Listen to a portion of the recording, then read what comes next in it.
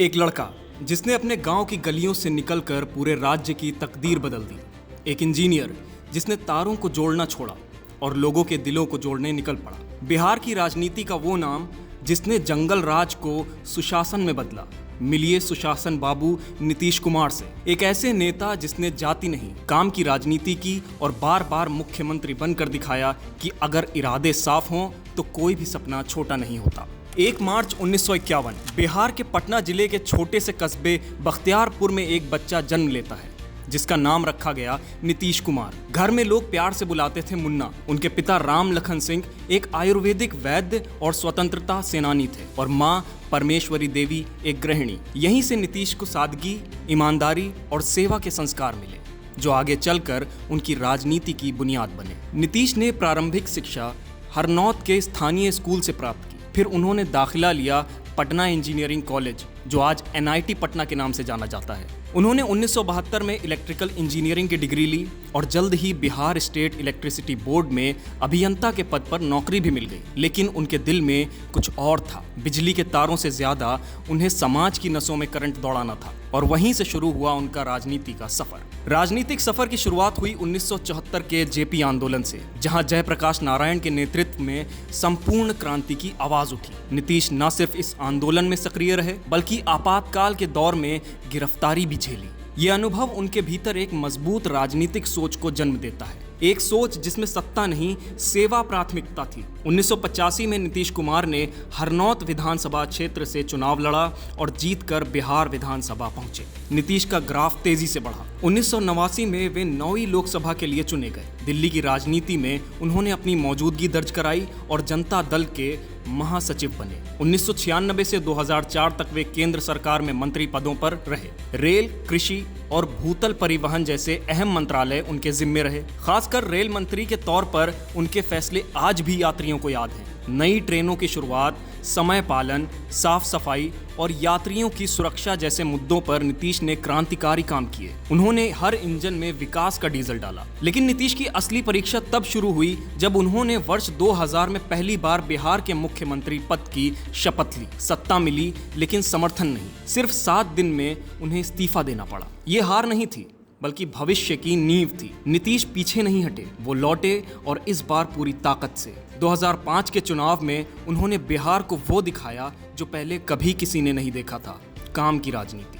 मुख्यमंत्री बनते ही उन्होंने कानून व्यवस्था पर सबसे पहले ध्यान दिया। बिहार जो कभी अपहरण, उद्योग और अपराधियों का अड्डा माना जाता था, अब सुरक्षित होता गया। पुलिस को मजबूत किया गया, फास्ट ट्रैक कोर्ट्स लाए गए और अपराधियों को जेल भेजा गया। नीतीश कुमार ने स्पष्ट संदेश दिया, कानून से बड़ा कोई नहीं, और जनता को एहसास दिलाया कि अब बिहार बदलेगा। उनकी सबसे चर्चित और ऐतिहासिक योजना रही शराबबंदी।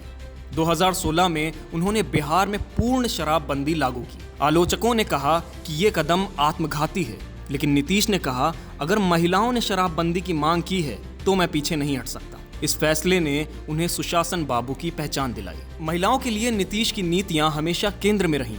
उन्होंने पंचायत और स्थानीय निकाय चुनाव में 50% आरक्षण दिया, जिससे लाखों महिलाओं को राजनीति में भागीदारी का मौका मिला। मुख्यमंत्री कन्या उत्थान योजना, साइकिल योजना जैसी योजनाओं ने लड़कियों की शिक्षा को नई ऊंचाई दी। तस्वीरें आईं जहां गांव की लड़कियां साइकिल से स्कूल जाती नजर आईं और बस वो बन गए महिलाओं के हीरो। नीतीश कुमार ने शिक्षा, स्वास्थ्य, सड़क और बिजली पर खास ध्यान दिया।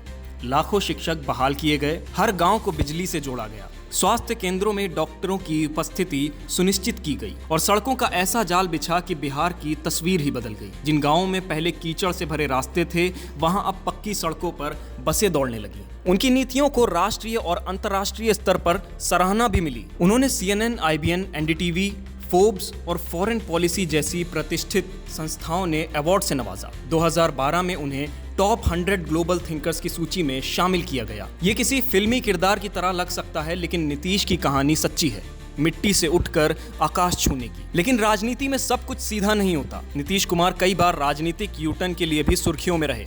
कभी NDA का साथ छोड़ा तो कभी महागठबंधन से नाता तोड़ा। आलोचकों ने उन्हें पलटू राम कहा, लेकिन उनके समर्थकों ने कहा राजनीति में फैसले स्थिरता और प्रदेश हित के लिए होते हैं, न कि जिद के लिए। नीतीश ने हर बार कहा जो फैसला लिया बिहार के हित में लिया। 2024 में एक बार फिर वो एनडीए के समर्थन से 9वीं बार मुख्यमंत्री बने। बहुत कम नेताओं को जनता ने इतनी बार मौका दिया है। इसका सीधा मतलब है जनता अब भी उन पर विश्वास करती है।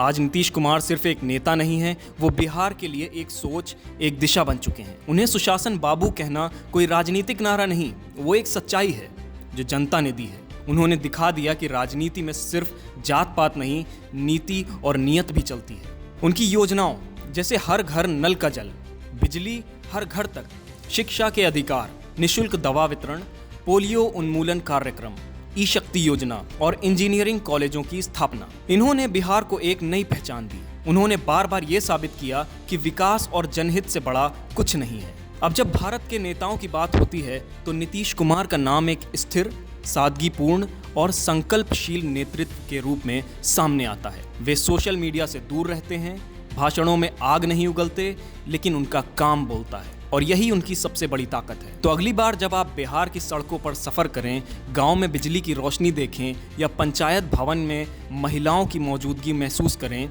याद रखिएगा इसके पीछे एक व्यक्ति की दूरदर्शिता और इच्छा शक्ति है और वो नाम है नीतीश कुमार। नीतीश कुमार की ये संक्षिप्त कहानी यदि आपको अच्छी लगी तो कृपया इस वीडियो को लाइक और हमारे चैनल को सब्सक्राइब व शेयर करें ताकि हम आपको आगे और कहानियां दिखा सकें।